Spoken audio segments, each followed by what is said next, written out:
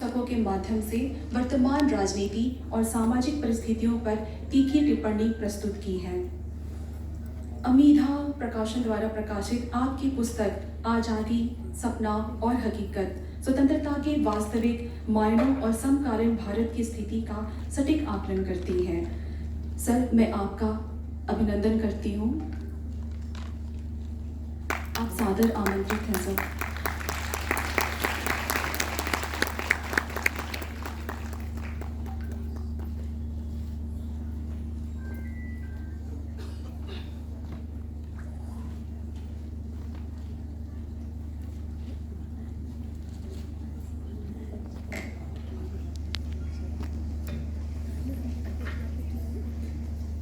रांची विश्वविद्यालय के माननीय कुलपति अजित कुमार सिन्हा जी, विमेंस कॉलेज की प्राचार्य सुप्रिया जी, संयोजक रिया दे, रानन जी, हरि उराव, नेत्र पौडियाल, मानविकी संकाय अध्यक्ष और मंच पर उपस्थित सभी प्रमुख व्यक्तियों और आप सब अध्यापिकाओं और छात्रों, मैं पहली बार इस कॉलेज में आया हूँ, इसलिए सबसे पहले तो मैं आमंत्रित करने वालों को के प्रति अपना आभार प्रकट करना चाहता हूँ कि उन्होंने मुझे आमंत्रित किया। और यह भी मैंने देखा कि 20 वक्तव्य यहाँ कई लोग दे रहे हैं, शायद 7-8 तो और ठीक लगा। पिछले कुछ वर्षों से विशेषतः 2020 की नई शिक्षा नीति और भारत सरकार के शिक्षा मंत्रालय द्वारा 4 वर्ष पहले अक्टूबर 2020 में भारतीय ज्ञान परंपरा विभाग IKS की स्थापना के बाद भारतीय ज्ञान कांड एवं भारतीय ज्ञान प्रणाली, भारतीय ज्ञान परंपरा पर बातें पूरे देश में बहुत अधिक हो रही हैं। अनेक कॉलेजों, विश्वविद्यालयों, शिक्षण संस्थाओं तथा अन्यत्र यह विषय इस समय सर्वाधिक चर्चा में। हिंदी में इस विषय से संबंधित कुछ सामान्य कोटि की कई किताबें प्रकाशित हो चुकी हैं। भारत एक बहुधार्मिक, बहुसांस्कृतिक और बहुभाषिक देश है। विश्व के प्राय सभी देशों से सर्वथा भिन्न है। यहाँ ज्ञान की कोई एक परंपरा नहीं है, अनेक ज्ञान परंपराएं हैं। इसलिए सही शब्द है भारतीय ज्ञान परंपराएं। आरंभ में ही यह कहना जरूरी है कि भारतीय ज्ञान परंपरा धार्मिक ज्ञान परंपरा नहीं है। ज्ञान और धर्म में अंतर है। ज्ञान के अंतर्गत सब कुछ समाहित हो जाता है और भारत की धार्मिक परंपरा भी केवल हिंदू परंपरा नहीं है, क्योंकि यहाँ हिंदू धर्म के अलावा बौद्ध, जैन, सिख धर्म भी है। अभी रंगेंद्र ने अपने एक महत्वपूर्ण लेख जो आलोचना के नए अंक में प्रकाशित है, भारत के इतिहास में बाइनरी और वर्चस्व में रोमिला थापर का यह कथन उद्धृत किया है कि हिंदू का इस्तेमाल 15वीं शताब्दी से पहले धर्म के तौर पर नहीं किया जाता था और हिंदू शब्द का धर्म के रूप में पहला प्रयोग 1850 के दशक में ईस्ट इंडिया कंपनी के सिविल सेवकों और व्यापारियों के द्वारा किया गया। भारतीय ज्ञान परंपरा हिंदू ज्ञान परंपरा नहीं है, यह कहीं अधिक व्यापक है। भारत में ज्ञान की कई परंपराएं रही हैं। भारतीय ज्ञान परंपरा भारत की विभिन्न ज्ञान प्रणालियों और दर्शनों का एक समग्र रूप है, जिसमें विविध ज्ञान धाराओं का समावेश है। यह दुनिया की सबसे पुरानी ज्ञान परंपराओं में है। शिक्षा मंत्रालय का भारतीय प्रणाली विभाग का सारा पल हिंदू ज्ञान परंपरा में है, जबकि ज्ञान का संबंध, चिंतन का संबंध धर्म से न होकर दर्शन से, ज्ञान का संबंध सीधा दर्शन से है, फिलॉसफी से। भारतीय ज्ञान परंपरा को केवल वैदिक ब्राह्मणवादी परंपरा समझाने की कोशिशें निरंतर जारी हैं। ज्ञान परंपरा केवल लिखित रूप में ही नहीं, मौखिक रूप में भी है। कोलंबिया यूनिवर्सिटी के एलन नेविन्स को आधुनिक मौखिक इतिहास, मॉडर्न ओरल हिस्ट्री का जनक माना जाता है और ज्ञान परंपरा पर बात करते हुए हम मौखिक ज्ञान परंपरा, ओरल नॉलेज ट्रेडिशन पर बात नहीं करते। 1965 में फ्रेंच में जॉन वेंसिना की पुस्तक इस पर प्रकाशित हुई थी, जिसका अंग्रेजी में अनुवाद oral tradition A study in historical methodology शीर्षक से 2006 में एच.एम. राइट ने किया। आदिवासियों में ज्ञान मौखिक परंपरा में एक पीढ़ी से दूसरी पीढ़ी तक जाता है। आदिवासी ज्ञान प्रणाली ज्ञान की एक समग्र प्रणाली है, और हम जिस हेरोडोटस को इतिहास का जनक कहते हैं, फादर ऑफ हिस्ट्री, उसने ईसा पूर्व 5वीं शताब्दी में मौखिक आख्यान, ओरल नैरेटिव पर ध्यान दिया था। अचानक ऐसा क्या हुआ कि विविध क्षेत्रों में प्रसिद्ध और सक्रिय कुछ व्यक्ति भी, जिनमें सभी अनुशासनों डिसिप्लिन के लोग हैं, भारतीय ज्ञान परंपरा पर विचार कर रहे हैं। 6 महीने पहले एक प्रमुख विश्व प्रसिद्ध इतिहासकार विलियम डैलिरिम्पल की नई पुस्तक प्रकाशित हुई है, the golden road, how ancient India transformed the world. माने भारतवर्ष ने पूरे विश्व को कैसा रूपांतरित किया गया, इस पर विलियम डैलिरिम्पल की अभी 6 महीने पहले ये किताब आई है। और शंभुनाथ ने इसी महीने के वागर्थ के संपादकीय में इस पुस्तक पर विस्तार से विचार करते हुए डैलिरिम्पल के मत का खंडन किया है कि दुनिया की सभी सभ्यताएं भारत के समुद्री गोल्डन रोड की देन है। डैलिरिम्पल जिसे गोल्डन रोड कहते हैं वो और कुछ नहीं, स्पाइस रोड है, वो मसाले का जो व्यापार होता था वो।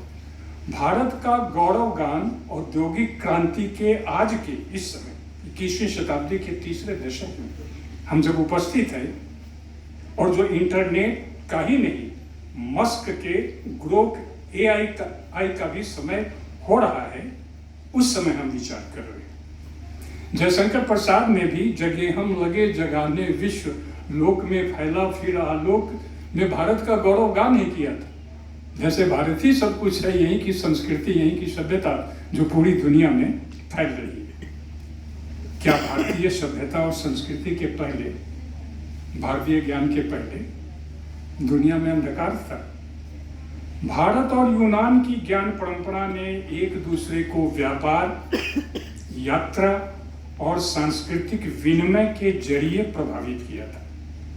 हम कुछ किताबों को देखें जो बहुत प्रामाणिक पुस्तक है।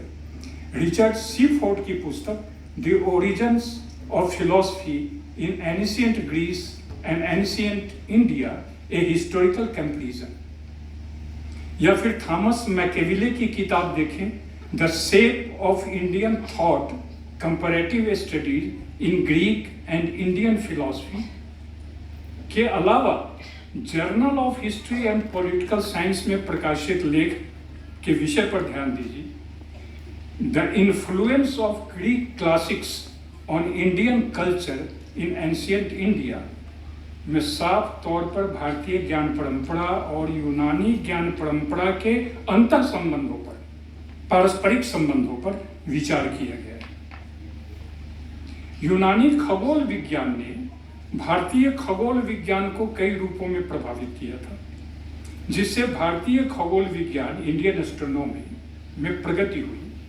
आर्यभट्ट जैसे खगोलविदों ने, जिनका समय 476 से 550 ईस्वी है, यूनानी खगोल विज्ञान के आधार पर कार्य किया।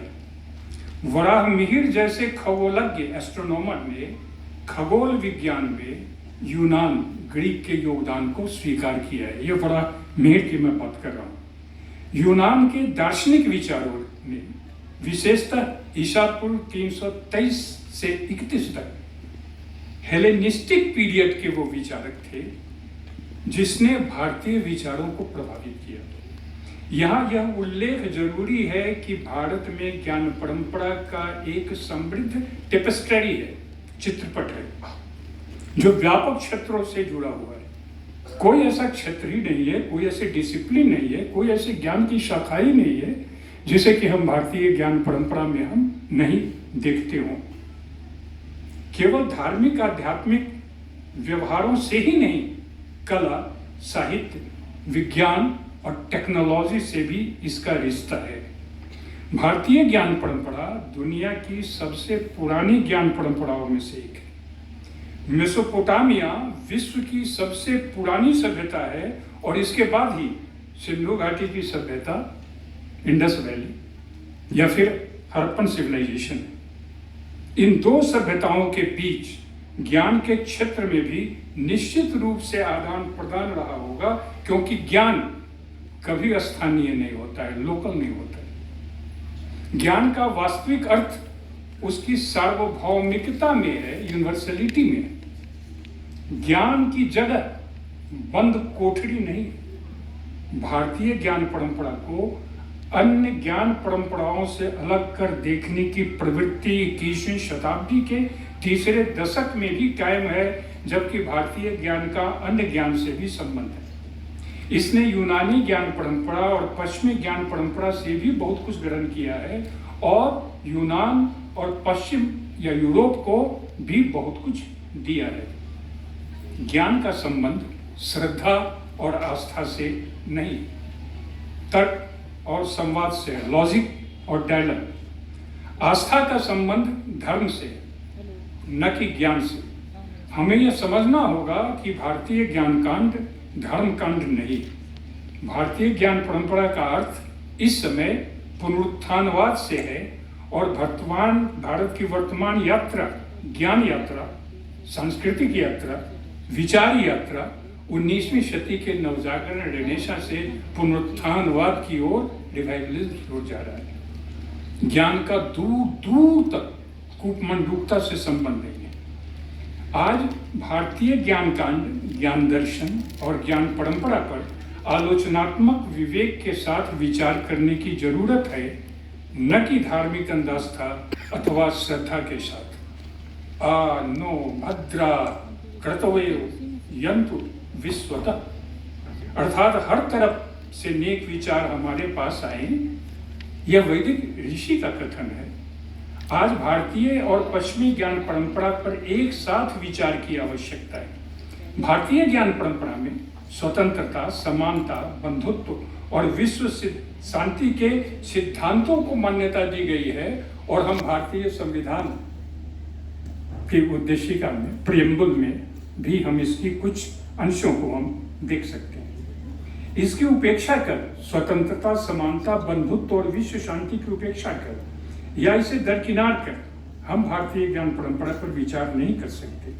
सात्विक विचार केवल भारत में नहीं था। ऋषिगण तब ऐसा क्यों कहते? सात्विक विचार हर दिशा से आने दो, ज्ञान की खिड़कियां खोलने पर ही रोशनी आएगी और सुखद हवा के झोंके भी, बाहर से कुछ सुगंध भी। इराक के इब्न अल हैथम को फादर ऑफ मॉडर्न ऑप्टिक्स कहा गया है। 1011 से 1021 के बीच उन्होंने किताब अल मंसीर, बुक ऑफ ऑप्टिक्स लिखी। वे गणतज्ञ थे, भौतिकीविद थे, खगोलविद थे। उन्होंने बताया कि रेटिना दृष्टि का केंद्र है, जिससे प्राप्त होने वाले प्रभाव ऑप्टिक तंत्रिका द्वारा मस्तिष्क तक पहुंचाए जाते हैं। अगर हम भारतीय ज्ञान परंपरा में जाएं तो पूरा का पूरा स्नायु विज्ञान, तंत्रिका, सबको हम देख सकते हैं। और मैं नहीं जानता, जल्दी में मैं ये सर्च नहीं कर सका कि भारत के कितने विश्वविद्यालयों में न्यूरो साइंस का अलग विभाग है। होगा, बहुत कम होगा। जबकि न्यूरो साइंस में जो विकास हुआ है वो इतना विकास हो रहा है पश्चिम के विश्वविद्यालयों में, और हमारे यहाँ भी बहुत पहले उसके संबंध में अनुमान के आधार पर, योग के आधार पर, अन्य किसी चीज के आधार पर उसके संबंध में काफी बातें कही गई। तो रेटिना दृष्टि का केंद्र है, जिससे प्राप्त होने वाले प्रभाव ऑप्टिक तंत्रिका द्वारा मस्तिष्क तक पहुंचाए जाते हैं। उन्होंने कैमरे जैसे ऑप्टिकल उपकरणों की नींव रखी। ये जो कैमरा हम हैंडल करते हैं, ये कहीं से नहीं है, इब्न अल हैथम की ही एक प्रकार से इसे देन कर सकते हैं। वैज्ञानिक पद्धति की स्थापना की, न्यूटन का काम इनके बाद का है। यह मान्यता भी गलत है कि सारा भारतीय ज्ञान संस्कृत में। यह सच है कि उसका बहुलांश एक बहुत बड़ा हिस्सा जो है वो हम संस्कृत में देखते हैं, लेकिन संस्कृत को हिंदू धर्म की, अरबी को इस्लाम की और पाली को बौद्ध धर्म की भाषा मानना गलत है, क्योंकि भाषा का धर्म से कोई संबंध नहीं है। यह तो ईस्ट इंडिया कंपनी ने इस तरह के कुछ काम किया था, जबकि उन्होंने फोर्ट विलियम कॉलेज की स्थापना 1800 ईस्वी में की थी और उसके भाषा विभाग के स्थापना के बाद उन्होंने कुछ उस तरह की चीज़ें हमारे सामने लाई, जिसे अंग्रेजों ने बढ़ाया दिया। यह भाषा को धर्म के आधार पर जोड़ना एक प्रकार की सांप्रदायिक दृष्टि है और 21वीं सदी का भारत इस मार्ग पर चलकर अपना विकास नहीं कर सकता। विकास का संबंध आज धर्म और अध्यात्म से कहीं अधिक विज्ञान और तकनीक से है, और तकनीक इतनी फास्ट है, इतनी द्रुत गति से ये टेक्नोलॉजी बढ़ रही है कि अगर आप और हम अगर इसका अध्ययन करें तो लगता है कुछ दिनों के बाद एक नई टेक्नोलॉजी आ गई। अभी मस्क ने जो यहाँ किया है और 10 दिन से जो सोशल मीडिया पर चीज़ें जो घूम रही है, आप देखिए कि उसका क्या जलवा है और आगे आने वाले दिनों में क्या होगा। शिक्षा का कार्य वैज्ञानिक, तार्किक, बौद्धिक चेतना को विकसित करना है। भाषा धार्मिक और गैर धार्मिक नहीं होती। अश्वघोष के पिता वैदिक थे, माँ बौद्ध थी। बुद्ध ने अपने वचनों को छांदस, ये संस्कृत का पूर्व रूप है। ये बुद्ध ने अपने उपदेशों को छांदस कहा है, जिसे संस्कृत में संकलित न करने को कहा था। अश्वघोष की वज्र सूची में वर्ण श्रेष्ठता हायरार्की के आग्रहों और जाति का खंडन है। यह पुस्तक लंबे समय तक, हजारों वर्ष तक भारतवर्ष में अनुपलब्ध क्यों रही? 1000 वर्ष तक संस्कृत महायानी बौद्धों की भी भाषा थी। कितने ग्रंथ उपलब्ध हैं?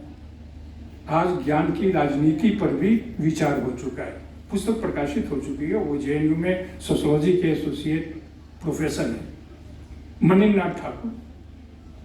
फिर एक बार हम ये कहें कि बाइनरी और वर्चस्व, जिस पर अच्छे ढंग से रणवीर ने भी विचार किया है और उस पर सवाल उठाए हैं, उसे देखना जरूरी है।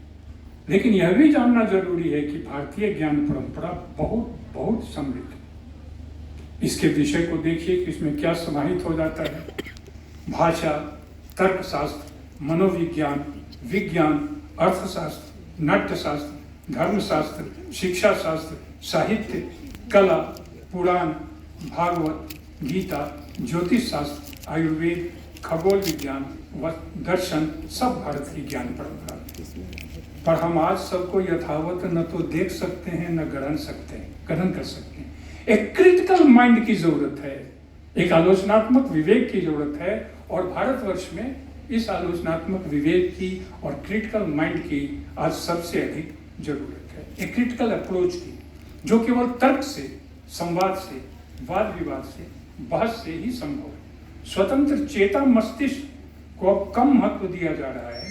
भारतीय विश्वविद्यालयों में अब बहुत अंशों में यह तार्किक दृष्टि, चेतना, बौद्धिकता, प्रश्नाकुलता आदि की हम कमी देख रहे हैं। वेद, उपनिषद, महाभारत, रामायण, सूत्र, शास्त्र, वैशेषिक दर्शन, परमाणुवाद, 8वीं वैशेषिक दर्शन में सांख्य, योग, मीमांसा, वेदांत, सबके अध्ययन के साथ हमें थोड़ा सावधान रहना होगा, क्रिटिकल माइंड को लेकर चलना होगा। प्राचीन भारतीय ज्ञान का आज की वैश्विक चुनौतियों से संबंध स्थापन आवश्यक है। इस ज्ञान परंपरा का संबंध मध्य युग से भी देखना होगा। 84 वर्षीय अमेरिकी इतिहासकार रिचर्ड एम ईटन की किताब है India in the Persianate as 1000 से 1765 तक, जिसमें 750 वर्ष के भारत का वर्णन है। भारतीय कला और संस्कृति के इतिहासकार, दार्शनिक एवं तत्व मीमांसक आनंद कुमार स्वामी ने पश्चिमी दुनिया में भारतीय ज्ञान परंपरा को प्रस्तुत किया। आज आनंद कुमार स्वामी का नाम बहुत कम लोग जानते हैं। फिलॉसफी में भी मैं नहीं जानता कि आनंद कुमार स्वामी की कितनी किताबें किसी डिपार्टमेंट में मौजूद होगी, जबकि उन्होंने डांस ऑफ शिवा के साथ हिंदुइज्म और बुद्धिज्म पर एक ही साथ 1943 में उनकी किताबें आई थी। सोर्सेज ऑफ विजडम उनकी एक अलग पुस्तक है। अंतिम दिनों में उन्होंने वेदांत और कैथोलिक स्कोलेस्टिक्स और मिस्टिक्स पर कार्य किया। अब भारतीय ज्ञान परंपरा के साथ पश्चिम और अन्य ज्ञान परंपराओं पर भी विद्वानों का ध्यान जा रहा है, यद्यपि उनकी संख्या बहुत कम है। दार्शनिक रामचंद्र गांधी, देवदास गांधी के पुत्र और महात्मा गांधी के पौत्र, ने भारतीय ज्ञान प्रणाली को एक मौलिक लेंस से अन्वेषित किया है। वे पाश्चात्य परंपरा के साथ शास्त्रीय और आधुनिक दार्शनिक भारतीय परंपराओं को संलिष्ट करते हैं। भारतीय ज्ञान परंपरा पर विचार करते हुए हमें यह देखना होगा कि वह केवल ब्राह्मण ज्ञान परंपरा नहीं है, क्योंकि उसके साथ ही हमारे यहाँ एक श्रमण ज्ञान परंपरा भी है, जो जैन और बौद्ध धर्म में दिखाई पड़ती है। ब्राह्मण परंपरा में वेद प्रमाण है, श्रमण परंपरा वेदों को ज्ञान का सर्वोच्च स्रोत नहीं मानती। यह व्यक्ति के अनुभव और प्रयास से ज्ञान प्राप्त करने पर जोर देती। इसमें आत्मज्ञान, आत्मविजय का महत्व है, आत्म साक्षात्कार का भी। श्रमण परंपरा में जैन, आजीवक, चार्वाक और बौद्ध है। ब्राह्मण परंपरा में ब्रह्म प्रमुख है, वेद वाक्य ब्रह्म वाक्य है। श्रमण परंपरा में ईश्वर का महत्व नहीं है, श्रम और मनुष्य का महत्व है। वेद, उपनिषद, स्मृति और ब्राह्मण ग्रंथ ब्राह्मण परंपरा के धर्म ग्रंथ हैं। अहिंसा जैनिज्म का प्राथमिक सिद्धांत है। इतिहासकारों के अनुसार जैन, बौद्ध और चार्वाक लोकायत की नास्तिक और भौतिकवादी दार्शनिक परंपराएं हैं। मक्खाली गोसाल के आजीवक दर्शन का यह विस्तार है। ये सब भारतीय ज्ञान परंपरा में यह दूसरी बात है कि वर्चस्व वैदिक और ब्राह्मण ज्ञान परंपरा है। भारतीय ज्ञान परंपरा में आदिवासी ज्ञान परंपरा का कोई स्थान नहीं रहा है। अब बहुत कम नाम मात्र के लोगों को हम देखते हैं जो इधर थोड़ा ध्यान देने की कोशिश कर रहे हैं। आदिवासियों की ज्ञान प्रणाली विलुप्त होने के कगार पर है। यह ज्ञान प्रणाली अनौपचारिक, इनफॉर्मल, अलिखित और मौखिक रही है। 3 वर्ष पहले 2022 में आंध्र प्रदेश के सेंट्रल ट्राइबल यूनिवर्सिटी में आयोजित ट्राइबल नॉलेज सिस्टम पर एक सेमिनार हुआ। मुझे ट्राइबल नॉलेज सिस्टम पर, ट्राइबल नॉलेज पर शायद रंजन देवी अपने यहाँ TRI में कराया, ट्राइबल फिलॉसफी पर भी कराया, लेकिन मैं इसका उल्लेख करना ज़्यादा इसलिए समझता हूँ क्योंकि एक जुड़ा हुआ मामला है एक अच्छी यूनिवर्सिटी से और अच्छा ही है। 3 वर्ष पहले 2022 में आंध्र प्रदेश के सेंट्रल ट्राइबल यूनिवर्सिटी में आयोजित ट्राइबल नॉलेज सिस्टम विषय पर बीज वक्तव्य देते हुए चिन्ना वीरा भद्रदू ने यह कहा था कि इस समय आदिवासियों की संस्कृति और परंपरा की सुरक्षा जरूरी है। इस देश में आदिवासियों का इतिहास 25,000 वर्ष पुराना है। वह लिखित नहीं है, वह मौखिक है, और उनका ज्ञान, ये उसी ने कहा था, की नोट देने वाले ने, जो सही ही कहा था कि आदिवासियों का ज्ञान एक ट्रेजर ट्रोव है, एक गुप्त कोश है, एक गुप्त खजाना है। भारतीय ज्ञान परंपरा पर विचार के क्रम में श्रमण ज्ञान परंपरा और आदिवासी ज्ञान परंपरा पर विचार जरूरी है। और यहाँ पर मैं 2 लेखकों के एक संयुक्त लेख को आपके सामने बताना चाहूँगा, जो मुझे बहुत आवश्यक लग रहा है। कर्नाटक विश्वविद्यालय के 2 लेखकों ने, 2 प्रोफेसर ने एक संयुक्त लेख लिखा। शीर्षक देखिए, the essence of the tribal knowledge system in the Indian knowledge system. Tribal knowledge system का जो एसेंस है वह इंडियन नॉलेज सिस्टम में कहाँ हुआ है। ये तो कुछ समय पहले, कुछ वर्ष पहले जब मैं देख रहा था तो कर्नाटक यूनिवर्सिटी के 2 महत्वपूर्ण लोग। आज भारत का सामाजिक, सांस्कृतिक, भाषाई परिदृश्य बदल रहा है, जो बहुत शुभ नहीं है। भारतीय समाज आज कई रूपों में सवर्ण, अवर्ण, शिक्षित, अशिक्षित, ब्राह्मण, दलित, आदिवासी, गैर आदिवासी, धार्मिक, अधार्मिक, सांप्रदायिक, असांप्रदायिक, हिंदू, मुसलमान, ग्रामीण, नागर, संपन्न, विपन्न, नैतिक, अनैतिक आदि में विभक्त हो चुका है या होगा। यह खतरनाक है, यह निरंतर जारी है। बहुसांस्कृतिक, बहुभाषिक राष्ट्र में द्विविभाजन शुभ नहीं, गलत है। भारतीय संस्कृति, मैं फिर दोहराऊं कि हिंदू संस्कृति नहीं है। भारतवर्ष में हिंदू के अतिरिक्त इस्लाम, बौद्ध, जैन, सिख, पारसी और ईसाई 7 धर्म के लोग रहते हैं। संख्या का कोई महत्व नहीं है कि किसकी संख्या ज्यादा है और किसकी संख्या अधिक है। भारत में न कोई एक संस्कृति है न एक भाषा।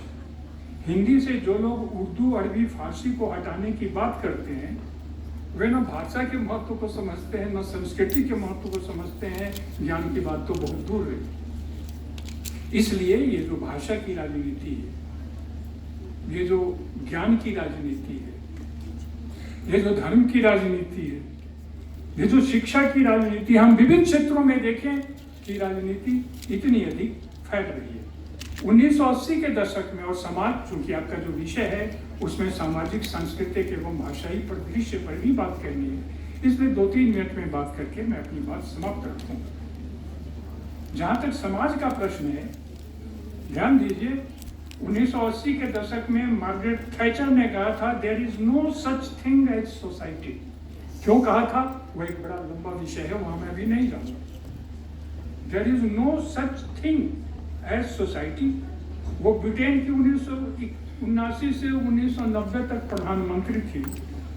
पहली बार उन्होंने समाज की ऐसी तैसी की, उसकी खल्ली उड़ाई। बाद में 2011 में एक किताब भी छपी एंडी मैक्समिथ की, no such thing as society, Britain in the turmoil of the 1980s। Turmoil में उसमें 80 के दशक के ब्रिटेन और इंग्लैंड को आप अगर ध्यान से देखें तो एक प्रकार से टर्मोइल की स्थिति से गुजर रहा था। भारत का सामाजिक, सांस्कृतिक एवं भाषिक परिदृश्य में बदलाव आ चुका है, जो किसी भी स्वस्थ दिशा में नहीं है। हम सब एक उपभोक्ता संस्कृति, कंज्यूमर कल्चर में रह रहे हैं। बाजार ने अपना समाज बना डाला है, market society. Computer, social media, internet अब प्रमुख है। यथार्थ से अधिक प्रमुख आभासी यथार्थ है। आकाश और पूरी दुनिया अब एक छोटी स्क्रीन पर है। भाषाएं मर रही हैं, भाषाएं बदल रही हैं, समाज का व्याकरण बदल रहा है, भाषा का व्याकरण बदल रहा है। यह समय भाषा के व्याकरण से कहीं अधिक भाषा की संस्कृति पर विचार का है। दक्षिण एशियाई देशों में कई भाषाएं लुप्त हो रही हैं। लुप्त भाषा, एंडेंजर्ड लैंग्वेज पर काम हो रहा है। यह अच्छी बात है। हम जो भी बदलाव देख रहे हैं वो मानव समाज, मानव सभ्यता, मानव संस्कृति के लिए किसी भी दृष्टि से हितकर नहीं है। प्रकृति से मनुष्य का संबंध समाप्त हो रहा है। आदिवासियों में थोड़ा बहुत, ट्राइबल्स में ये बचा हुआ है। प्रकृति का दोहन हो रहा है, शोषण हो रहा है और उसे विकास कहा जा रहा है। भारतीय ज्ञान परंपरा पर विचार के क्रम में बहुत कम तमिल ज्ञान परंपरा एवं द्रविड़ ज्ञान परंपरा पर विचार होता है। आज की सत्ता को ज्ञान से कोई मतलब नहीं है। कोलंबिया यूनिवर्सिटी का उदाहरण हमारे सामने है 15-20 दिन पहले का, जबकि सरकार उसे हजारों करोड़ डॉलर देती थी। अचानक अमेरिका के राष्ट्रपति ने कहा कि हम इसे बंद कर देंगे, क्योंकि कोलंबिया यूनिवर्सिटी के एक छात्र ने फिलिस्तीन के पक्ष में आवाज उठाई थी। आप ये देखें, कोलंबिया यूनिवर्सिटी विश्व के प्रतिष्ठित विश्वविद्यालयों में से एक है। ज्ञान परंपरा और द्रविड़ ज्ञान परंपरा पर भी विचार है। संवादरत होकर ही हम ज्ञान के प्रति उन्मुख हो सकते हैं। सबसे बड़ी बात यह है कि हमारा समय ज्ञान का नहीं, सूचना के आतंक का समय है। सूचना प्रौद्योगिकी का समय है, टाइम ऑफ इंफॉर्मेशन टेक्नोलॉजी।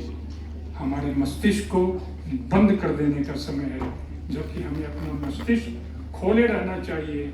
और इसका सबसे बड़ा दायित्व भारतवर्ष के कॉलेजों और विश्वविद्यालयों पर जाता है। आपने मुझे आमंत्रित किया, धन्यवाद।